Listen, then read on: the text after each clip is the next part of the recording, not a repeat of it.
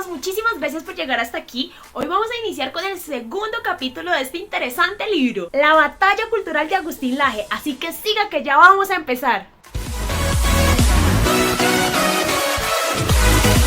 La batalla cultural se pudo ver evidentemente en un contexto sociohistórico específico que permitió concebir primeramente la cultura como un campo de acción independiente de las otras dimensiones sociales y en segundo lugar disponer de los mecanismos para dirigir cultural e ideológicamente a la sociedad. Y dicho contexto histórico fue la modernidad. Sí, porque en la modernidad, por ejemplo, con la urbanización, no solamente se modificaron los paisajes y las vistas, sino también se modificaron incluso las relaciones sociales y también llegaron nuevas ideologías que pusieron al hombre y su razón en el centro de todo. Y todas estas modificaciones de la sociedad moderna no la llevaron a diferenciarse solamente del pasado, sino a diferenciarse en sí misma. Entonces se evidencian subsistemas que la conforman que antes en la premodernidad estaban tan ligados que era imposible diferenciarlos. Parte de dichos subsistemas son la cultura, la política y la economía. Así que Agustín se toma la tarea de analizar cada uno para que podamos comprender cómo fue ese desmembramiento necesario para que existiera algo llamado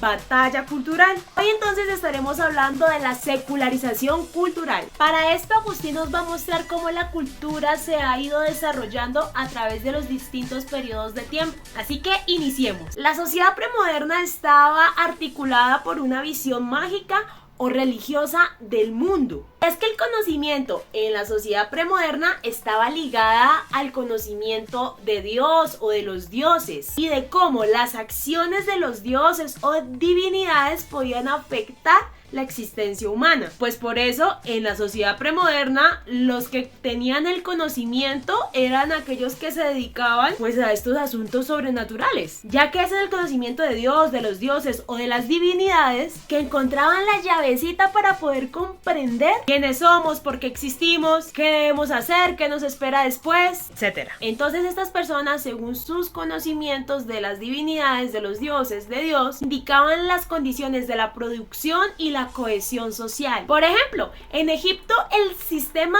original de escritura se denominó Meduneter, que significa palabras divinas, que luego fue traducido por los griegos a hieroglifos y es lo que nosotros conocemos como jeroglíficos, que significa algo así como grabar algo sagrado. Entonces era de esperarse que quienes conocieran a los dioses pues fueran los mismos que conocieran el sistema de escritura. Por eso vemos a los sacerdotes y a los escribas que muchas veces terminaban siendo los mismos. Este ejemplo muestra con claridad la fusión existente que había entre la cultura y la religión, y se podía ver cómo las manifestaciones simbólicas y materiales de la cultura estaban saturadas de lo sagrado. Lo podemos ver con el arte, que tenía antes una función más religiosa que estética, como ahora. Y el hombre no estaba como ahora en el centro del mundo, sino que dependía de voluntades extrañas que eran divinizadas. Podemos ver cómo había un dios para la reproducción, para la agricultura, para el viento, para el agua. La cultura, la tradición y la religión estaban tan fusionadas entre sí que la única persona que podía venir a causar una revolución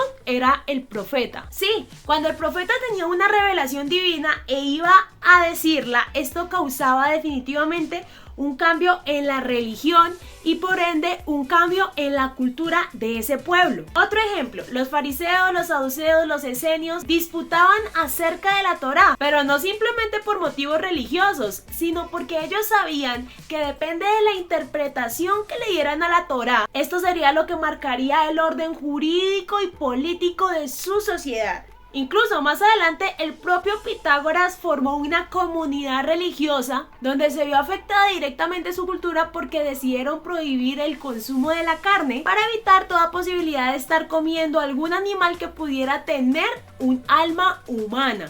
Y un poco más adelante en el tiempo, en la Edad Media, se puede ver cómo la cultura y la religión están tan bien enlazadas. Así que era de esperarse que otras áreas de la cultura, como la música, la escultura, la pintura, estuvieran atravesadas también por una visión religiosa. Sí, el arte tenía la función de expresar, pero también de enseñar. ¿Y enseñar qué? Pues cómo vivir en una sociedad donde Dios era el centro. A través del arte en las catedrales, con los vitrales, con las pinturas, incluso Incluso las personas que no sabían ni leer ni escribir podían aprender las bases morales de su sociedad. Los mecanismos de reproducción cultural en la cultura premoderna pues eran bastante escasos. Entonces la cultura era transmitida primeramente de manera oral. Otro mecanismo también podrían ser los libros, que eran elaborados por monjes especializados para ello y los hacían tan bien elaborados que casi parecían una obra de arte. Por lo tanto, la circulación de estos libros no es que fuera muy amplia. Y pues, ¿quién manejaba estos mecanismos de reproducción cultural? Pues aquellos que están en comunión directa con la fuente del conocimiento, es decir, aquellos que están encargados de los asuntos del espíritu. Entonces,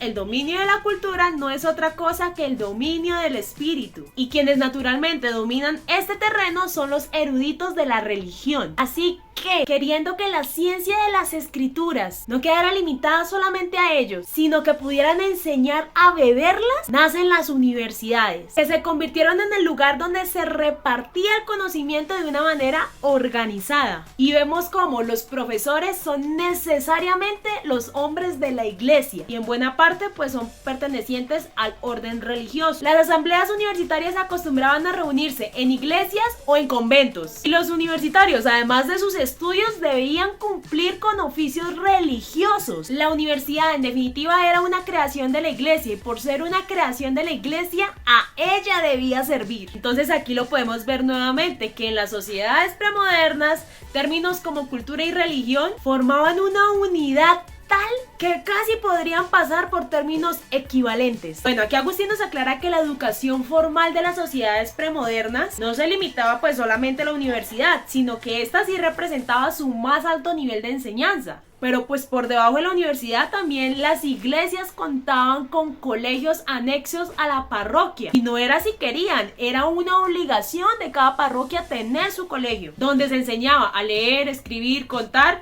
y claramente doctrina cristiana. Y en los conventos existía algo así como la secundaria, donde se enseñaba entre otras materias geometría, gramática, aritmética, música, y claramente que todas estas materias estaban atravesadas por la doctrina cristiana. Es decir, que el saber en todos sus niveles, la primaria, la secundaria y la universidad, era inseparable del conocimiento de Dios. Y el objetivo del saber estaba en el mismo Dios. Así que en un contexto cultural como el que acabamos de describir, es prácticamente imposible que existiera una batalla cultural. ¿Por qué? Por dos sencillas razones. Primero, porque la fusión entre la cultura y la religión es tal que el margen de desafío cultural es prácticamente nulo. Y segundo, porque los mecanismos de reproducción cultural y su monopolización por parte de quienes dominaban el campo de la religión y por ende pues el campo de la cultura, estabiliza con mucha fuerza la cultura. Entonces, ¿cómo fue que la cultura se desligó de sus lazos tradicionales y religiosos? Si Dios permite, nos vemos la próxima semana para hablar de la secularización cultural. Muchísimas gracias por haber llegado hasta aquí. Que Dios le bendiga.